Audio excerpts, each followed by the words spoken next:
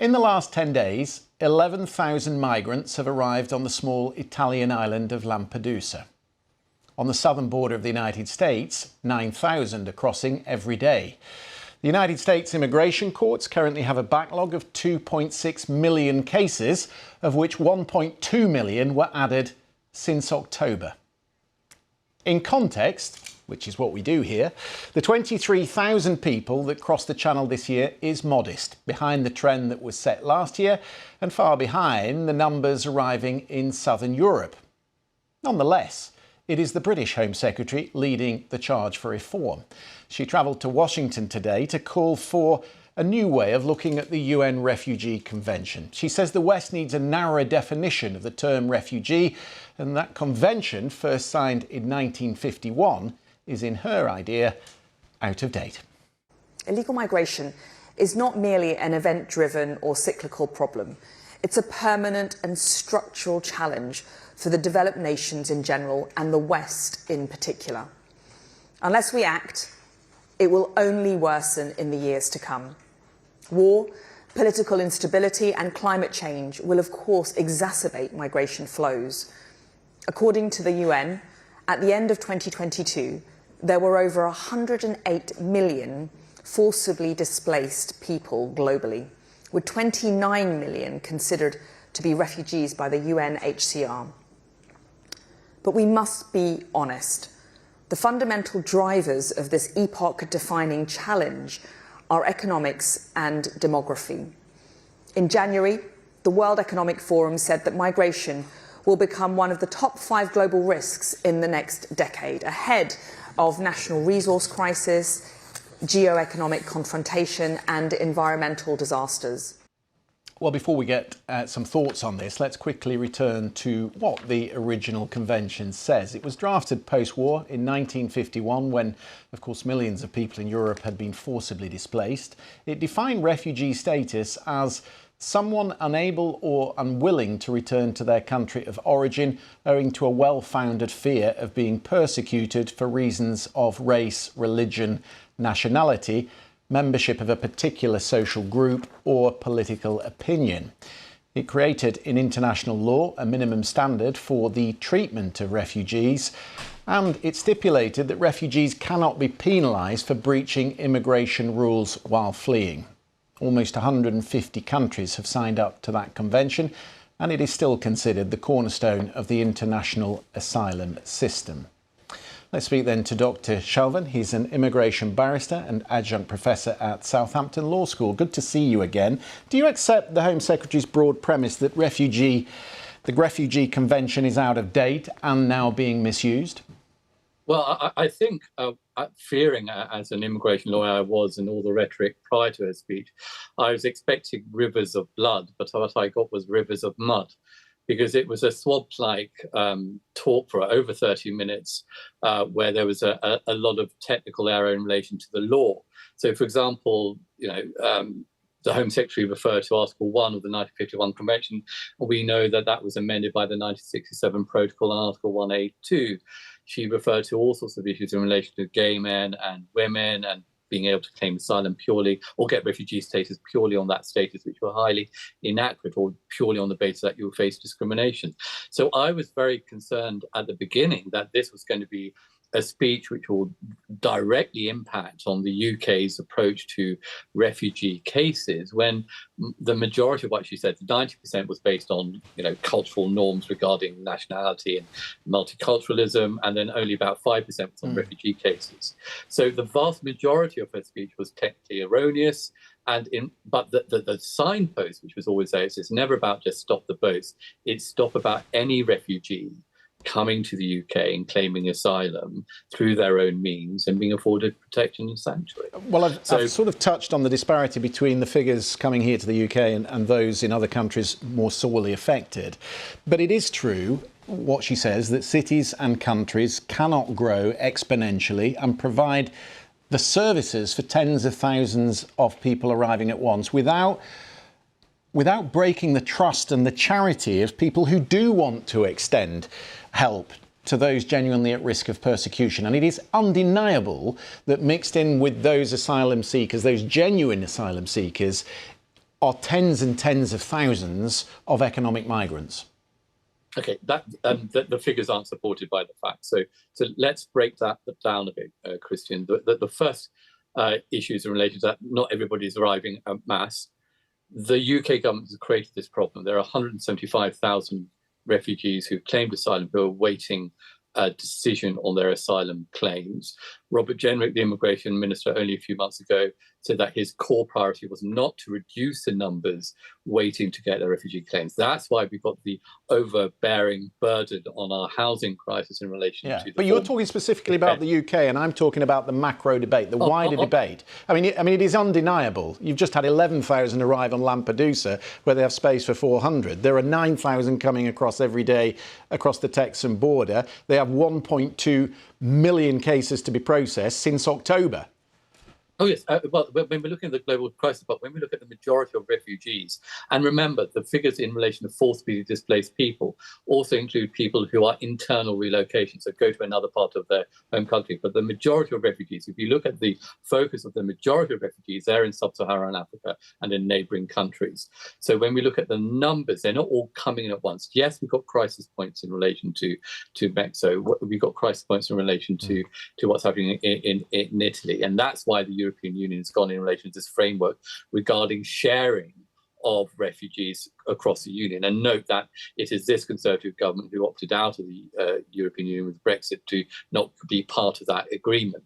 So yeah, yes, on a global crisis, but we've got to get the proportional response and focus that the majority of refugees are not going to Mexico, they're not coming to the UK. You know, the Home Secretary talked about the fact that 780 million are estimated who would want to come to the UK. Well, I want to win the lottery. That doesn't mean that I'm going to win the lottery. You know, we've got to really get a reality check on this. Is that what we've got to focus on is getting resources. Now, take another contrasting view. You look at Japan, you look at Singapore, they've got birth rates which are basically nil. They don't have younger generations coming into through the birth rates to be able to care for the elderly, to be able to pay for the care of the elderly. So migration is very much imperative in relation to first world nations and nations of the global north to ensure that where there are failing birth rates, I was amazed that the Home Secretary talked about 1 in 5 are migrants, that we need to have birth rates in first world nations. Otherwise, we're not going to have the people to be able to look after our elderly and be able to grow our populations. Yeah, well, that is certainly true of a lot of Western countries where labour supply is under great strain at the moment. Stay there for me, Dr. Shelvin, if you would, because I want to bring in Anthony Zerka to get some reaction from the United States. I mean, one of the things she pointed to, Anthony Zerka, who's with me in Washington, one of the things she pinpointed was the inadequate integration of those arriving. How big a problem has that been in your home state of Texas, where they are currently streaming across the border? It's been a big problem in Texas, and it's been a problem that the Republican governor of Texas has tried to address, essentially by putting these migrants onto buses and sending them to major northern cities like New York City and Washington, D.C. Here, there's a processing center for Hondurans just down from the Washington Bureau of BBC News, and you can see people lined up around the block every day trying to get their immigration papers confirmed. And Chicago is another place, Los Angeles. So it's swamping the border towns, but what the Texas governor, Governor Abbott, has been doing is picking them up and moving them elsewhere in the country, and that is creating a processing challenge, even in places like New York that has declared a state of emergency because their social services have been swamped by the number of undocumented migrants who have been arriving. Reform on this issue, as we well know, Anthony, we've discussed it many times, has been elusive even at a national level. I mean, no one in Congress would dispute there's a crisis at the southern border, but if you can't even find reform at a national level, then what hope do you have among 150 nations that are signatories to this convention? I can definitely speak to being a challenge here in the United States. And part of that is because Republicans see the problem and their solution is increased border security, turning people back at the border and having a wall along the U.S.-Mexico border and having more draconian immigration policies. Democrats look at the exact same problem and they see a problem of accommodation for these migrants who are coming across. They want to have a more humanitarian program, and they're trying to control this immigration at the source in places like Venezuela and southern districts of Mexico and Central America. That is creating this drive of people who are leaving their home countries because their life there is so bad that they're willing to risk the migration across through Mexico and into the United States, even without any kind of guarantee that they'll be given a home here. But that is the point, is it not, that the Home Secretary was making today, that these are not people necessarily at risk of persecution, although some of them may well be. This is a train of people who are coming because of climate change, because their economic circumstances have changed dramatically, and because there is the promise of a much better life across the American border. And what she's saying is that there needs to be a change to the convention to recognise the reality of where we are 70 odd years on from the signing of the original convention. Right, I think she had an interesting line about the immigration policies weren't crafted for an age of electronics and jet travel. But the reality is that most of the people who are coming across the United States border from Mexico, they're not coming in boats like in the UK. They're not coming on planes. They are coming on foot or hopping on trains. And there are a number of different reasons for this. I mean, one of the big drivers right now that has caused this upswing again in cross-border immigration is Venezuela. And the situation, humanitarian, economic, political in Venezuela is creating a hemispheric refugee crisis. It's a crisis that countries like Colombia are having to deal with, countries like Mexico are having to deal with, and now it is filling up onto the border of the United States. And that's not a question of reforming the policies. These people are willing to leave Venezuela no matter what, just to get out of that country because their lives there are unsustainable. Yeah, I mean, maybe, Dr. Shelvin, it's reform of the way we deal with conflicts and refugee crises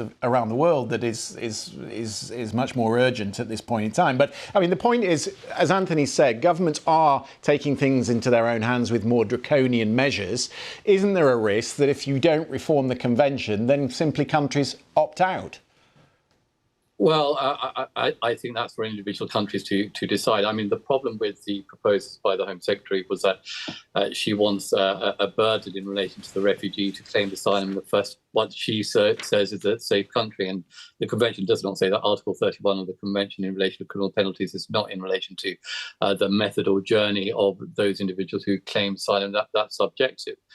So unfortunately, the detail it did have didn't actually stack up to what the realities are. So this was just a right-wing political talk to put on the scrapbook for political leadership. It had nothing really to do with actual change in relation to how the world treats refugees. How much, Anthony, do you think this becomes part of the debate next year in the general election? Is immigration at the top of the list of people's priorities? It's high up on the list, definitely, and it was back in 2016, if you'll recall as well. I mean, Donald Trump made immigration and building that border wall and stopping the number of migrants coming into the U.S. a central theme in his presidential campaign that generated resentment, anger from his base that they felt like something was being deprived of them by this rise in immigration. And Donald Trump is running again. Donald Trump is probably going to be the nominee again. And I think it's a guarantee that he will make immigration another central component of his presidential campaign. And Joe Biden, because of this uptake in migration that's happened during his 3 years as president, he's going to have to answer for that. And that's going to be a criticism that he is going to have to respond to, because if you look at polls, it is an issue that Americans do care about. They see the pictures, they read the newspaper stories, they know what's going on, not only on the border, but also, as I mentioned, in these cities like New York and Chicago and Los Angeles that are having to deal with the crisis. Dr. Shelvin, you've picked out plenty of inconsistencies in her argument. There was just one that I wanted to pick up on. She said, for instance, that being gay from a country that's outlawed homosexuality is now effectively enough to qualify for protection. I just had a look at that from the research I've looked at. LGBT sexual orientation is cited in only 1% of asylum claims. So is she talking about something that's not actually a problem? Well, I think she needs to go back and read Asylum Law 101. I mean, it's 2% of claims from last year, but the Supreme Court made it quite clear that not only do you have to be gay, lesbian or bisexual, but you have to be from a country where openly gay people face a well-founded fear of persecution. That's been the law for, since we've been looking at refugee claims and then the discretion test. So to say things like just being gay or just being a woman or being from a country where you may face discrimination is not a point I'm familiar with. I think that's the kindest way to put it in relation to the law on refugee status. Dr. Chauvin, always good to get your expertise. Anthony Zerka in the United States, thank you very much to you as well. Thank you.